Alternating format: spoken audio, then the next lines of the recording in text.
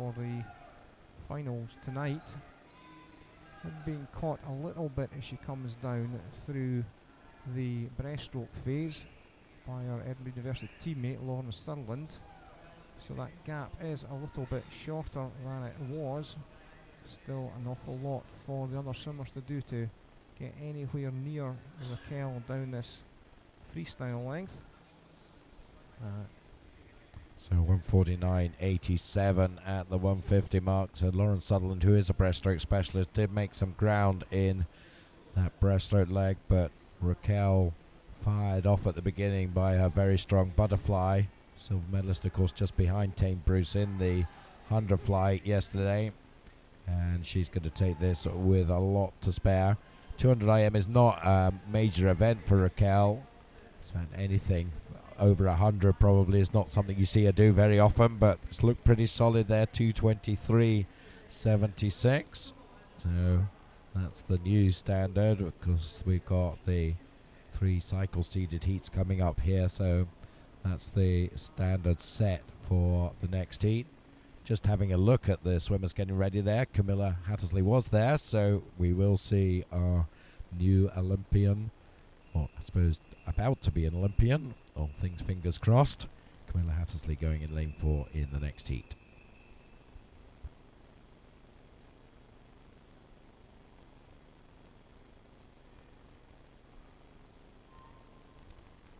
And that's that heat in the water now.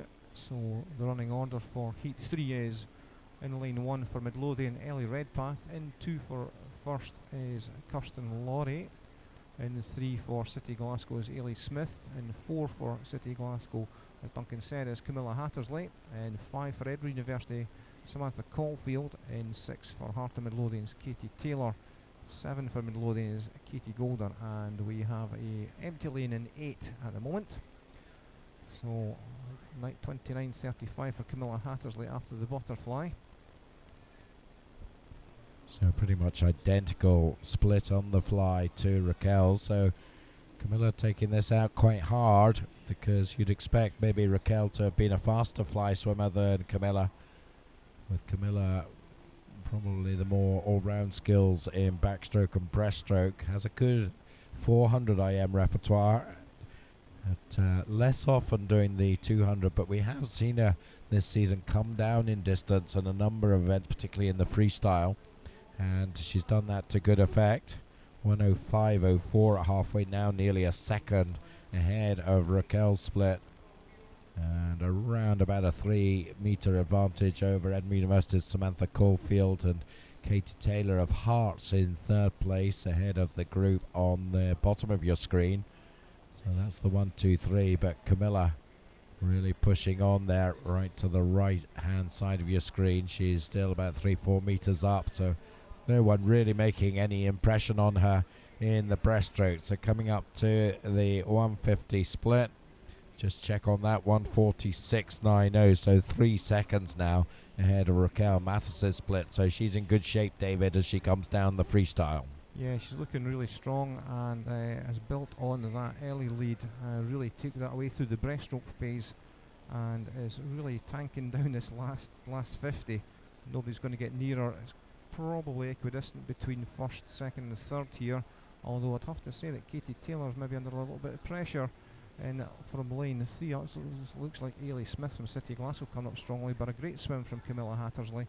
She takes that in a 2:18.85. Second place, comfortably just behind her, is Samantha Caulfield from Edinburgh University, and a race for third does go to Ailey Smith from City Glasgow, just touching Katie Taylor into 4th there. But a really strong swim from the City Glasgow swimmer. I'm sure we've got more to come from her. That looked really, really comfortable for her, I think. Duncan, would you agree? Yes, well, she was entered on 2:18, so that was pretty close to her entry time, so she took that fairly hard. As you say, it did look comfortable. Yes, could be very interesting tonight to see how far she can go. Final heat to go. So as Duncan mentioned, the final heat now in the water, and we are back to a full pool. And lane 1 for Carnegie, Ellie Turner. 2 for City Glasgow, Katie McKenzie. 3 for City of Aberdeen swim team, Ailey Duthie. In 4 for first is Chanel Snedden. 5 for Geary is Orla Adams. 6 for University of Edinburgh is Cara Hanlon. 7 for Hearts is Anna McFarlane. And an 8 for City Glasgow's Kitty Chan. And the 50 split, it's Chanel Snedden, the first swimmer, taking the honours after the butterfly, 30.29. She's got a lead of about maybe a body length over Orla Adams. Seemed to mention Orla Adams an awful lot yesterday. She seemed to be in the water an awful lot for Geary. Swam well and really challenging Chanel through this backstroke phase. Those two have pulled away from the chasing pack by about maybe 3 or 4 metres, but it's going to be the first swimmer who's going to take the lead into the halfway mark, a 105.89. Let's see what happens to this breaststroke phase. Orla Adams is already beginning to make a little bit of headway into that early lead that Chanel had, and maybe within half a body length. The Geary swimmer pulling this back quite strongly. Chanel under a lot of pressure. Battle for third at the moment is between Ailey Duthie from City of Aberdeen and Cara Hanlon from Edinburgh University.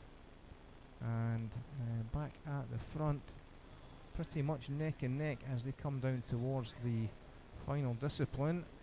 If anything, it looks like Orla Adams has maybe just nicked it at that turn, and she has a 147.54 as you go into the final stretch. Yeah, both these girls very strong breaststrokers, and that showed in the splits there. But Orla Adams, who has run into some really good form this season, is going to lead them in.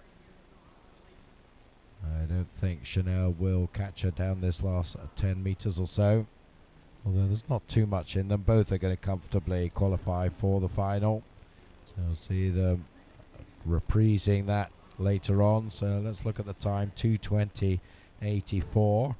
So not as fast as Camilla Hattersley, but I think second fastest, certainly for Orla.